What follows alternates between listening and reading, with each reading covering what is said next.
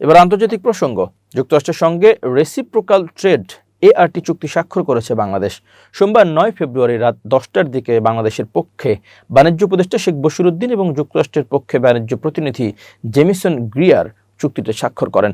নতুন চুক্তি অনুযায়ী বাংলাদেশের রপ্তানি পণ্যের উপর শুল্ক কমিয়ে 19% নির্ধারণ করা হয়েছে। আর যুক্তরাষ্ট্র থেকে আমদানিকৃত তুলা ও কৃত্রিম তন্তু দিয়ে তৈরি পোশাক রপ্তানিতে রেসিপ্রোকাল শূন্য শুল্ক আরোপ করা হয়েছে। আর যুক্তরাষ্ট্র থেকে আমদানিকৃত তুলা ও কৃত্রিম তন্তু দিয়ে তৈরি পোশাক রপ্তানিতে রেসিপ্রোকাল শূন্য শুল্ক আরোপ করা হয়েছে। চুক্তি স্বাক্ষরের সময় বাংলাদেশের পক্ষে আরও উপস্থিত ছিলেন প্রধান উপদেষ্টার আন্তর্জাতিক বিষয়ক বিশেষ সহকারী লুৎফি সিদ্দিকী, জাতীয় নিরাপত্তা উপদেষ্টা ডক্টর খলিলুর রহমান এবং বাণিজ্য মন্ত্রণালয়ের সচিব মাহবুবুর রহমান। এর আগে বাণিজ্য উপদেষ্টা শুল্ক হ্রাসের আশা ব্যক্ত করে বলেছিলেন, আমরা চেষ্টা করেছিলাম যে আরও কত কমানো যায়। আশা করছি 9 তারিখে যে চুক্তি হবে তাতে শুল্ক হার কমবে, তবে কতটুকু কমবে তা এই মুহূর্তে আমি বলতে চাচ্ছি না বা পারছি না।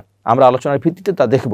এর আগে ডোনাল্ড ট্রাম্প দ্বিতীয় মেয়াদে ক্ষমতা নেওয়ার পর গত বছরের এপ্রিল মাসে 100টির বেশি দেশের উপর বাড়তি বাণিজ্য শুল্ক আরোপের ঘোষণা দেন।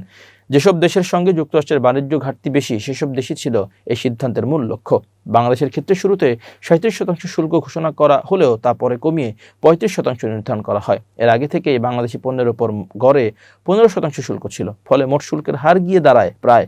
এতে তৈরি পোশাক সহ রপ্তানি খাত বড় চাপের মুখে পড়ে। এই পরিস্থিতিতে শুল্ক কমানোর জন্য ট্রাম্প প্রশাসনের সঙ্গে আলোচনা শুরু করে অন্তর্বর্তী সরকার।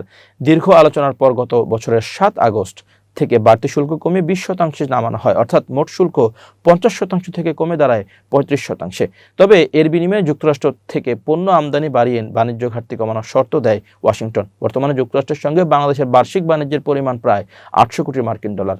এর মধ্যে বাংলাদেশ রপ্তানি করে প্রায় 600 কোটি ডলারের পণ্য।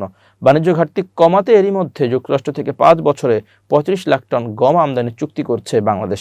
পাশাপাশি উড়োজাহাজ ও যন্ত্রাংশ, তরলীকৃত প্রাকৃতিক গ্যাস, LNG, সয়াবিন তেল, ভুট্টা ও তুলা সহ বিভিন্ন পণ্য আমদানির সিদ্ধান্ত নেওয়া হয়েছে। এই প্রক্রিয়ার অংশ হিসেবে এবার নতুন একটি বাণিজ্য চুক্তি স্বাক্ষর হলো।